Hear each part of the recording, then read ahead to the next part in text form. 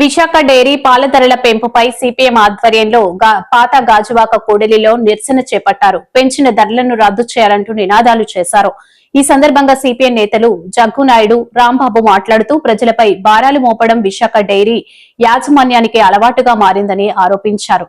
గతంలో డైరీ అక్రమాలపై నిగ్గు తేల్చేందుకు గాను రాష్ట్ర ప్రభుత్వం అసెంబ్లీ సభ సంఘాన్ని ఏర్పాటు చేసి డైరీని సందర్శించారని, కమిటీ తీసుకున్న చర్యలు ఏమయ్యాయో అర్థం కాలేదన్నారు. తన వ్యాపార సామ్రాజ్యాన్ని కాపాడుకోవడం కోసం డైరీ చైర్మన్ బీజేపీలో చేరారని ఆరోపించారు. ప్రజలపై భారాలు మోపాలని చూస్తే వామపక్షంగా పోరాటాన్ని ఉధృతం చేస్తామని హెచ్చరించారు. కార్యక్రమంలో ఎన్ రామారావు, రాజేంద్ర ప్రసాద్, కిరీటం, సంతోషం, రమణ తదితరులు పాల్గొన్నారు. విశాఖ డైరీ చైర్మన్ ఆడారి ఆనంద్ కుమార్ గారికి లాభాలు తీరినట్లేదు. లీటర్ పాల మీద ₹2 ధర పెంచేశాడు. గత 9 నెలల్లో ఇది రెండోసారి. గతంలో ₹2 ఇప్పుడు ₹2.5 పెంచేశాడు. ఇదే మనిషి 2025 సెప్టెంబర్లో మీటింగ్ పెట్టి విశాఖ డైరీ 2025లో ₹8.5 కోట్ల లాభాలు ఆర్జించిందని చెప్పని ఆయనే స్వయంగా ప్రకటించాడు. అసలు లాభాల కారణం ఎవరు? రైతులు, కార్మికులు, వినియోగదారులు. ఈ లాభాలు వాళ్ళకి వాటా ఇవ్వాలి. కానీ చేసింది ఏంటి? లాభాలు తెచ్చిపెట్టినటువంటి రైతులతో పాల ధర తగ్గించేశాడు, కార్మికులతో ఉన్న జీతాలు తగ్గించేశాడు, వినియోగదారు ప్రజల మీద భారాలు వేశాడు. ఈ విధంగా ముప్పేట దోపిడీ చేసి ఆనంద్ కుమార్ ఆస్తులు తెచ్చుకుంటున్నాడు. ఆయన కుటుంబం వంటి బాధ్యతలు భాగభాగ్యాలు వేస్తున్నారు, ప్రజల మీద భారాలు వేస్తున్నారు. ₹100 కోట్ల ప్రజల సొమ్ము లూటీ చేశాడని చెప్పని ఫోటో ప్రభుత్వం వచ్చిన తర్వాత సభా సంఘం వేశారు. వెంటనే ఫోటోలో భాగస్వామైనటువంటి బీజేపీలో చేరిపోయాయన. అంతే, గప్తుప్పు అయిపోయింది. ఎటువంటి విచారణ జరగడం లేదు. ఎక్కడ దొంగలు అక్కడే గప్తుప్పు అన్నట్టు విచారణ అయిపోయింది.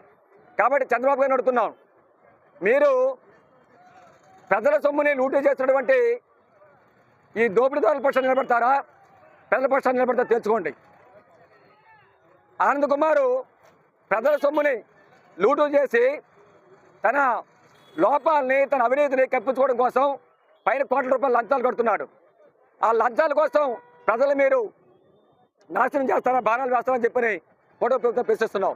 కాబట్టి ఏమాత్రం మీకు నిజాయితీ ఉన్న, చిత్తశుద్ధి ఉన్న తక్షణమే అడారి ఆనంద్ కుమార్ మీద వేసినటువంటి సభా సంఘాన్ని ఎంక్వైరీని వేగవంతం చేయండి. వాస్తవాలు ప్రజల ముందు ఉంచండి.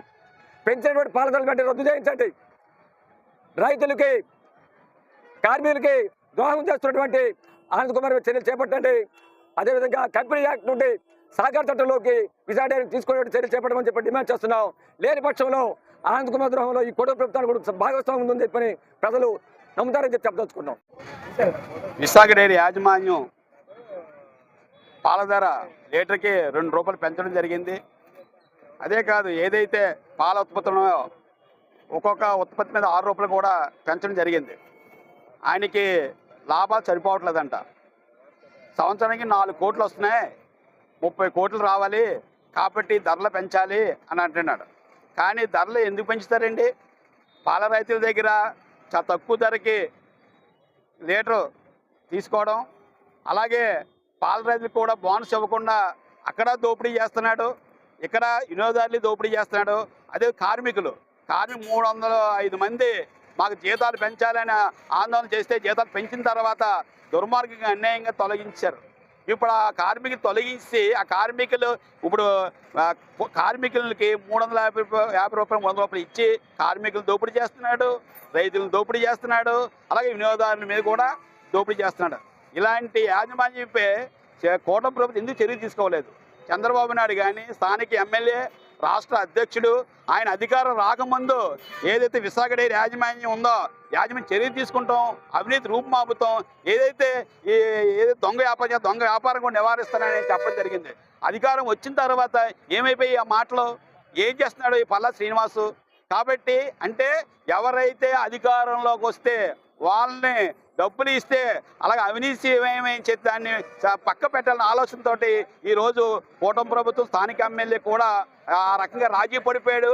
ఆనందం ఏదైనా ఆనందం ఏ పార్టీ ఉంటే ఆ అధికారం ఉంటే ఆ పార్టీకి వెళ్ళిపోవడం, అలాగే వెళ్ళిపోయిన తర్వాత వాడు ఏదైతే బ్లాక్ వ్యాపారం ఉందో ఏదైతే అవినీతిని పక్క పెట్టడం ఈ రకంగా చేయడం అన్యాయం. మేము సిపిఎం పార్టీగా ఏదైతే పల్లా శ్రీనివాస్ గారు ఉన్నారో ఆయన ఇమ్మీడియట్గా ఆనందం ఎంక్వైరీ పెట్టాలి, విశాఖ డైరీ యాజమాన్యంపై చర్య తీసుకోవాలి. అదేవిధంగా ఏదైతే సాధారణ ప్రజలకి చంటి పిల్లలకి ముసలి వారికి శ్వాసకులు అందించిన పాలధరని వెంటనే రద్దు చేయాలని సిపిఎం పార్టీ డిమాండ్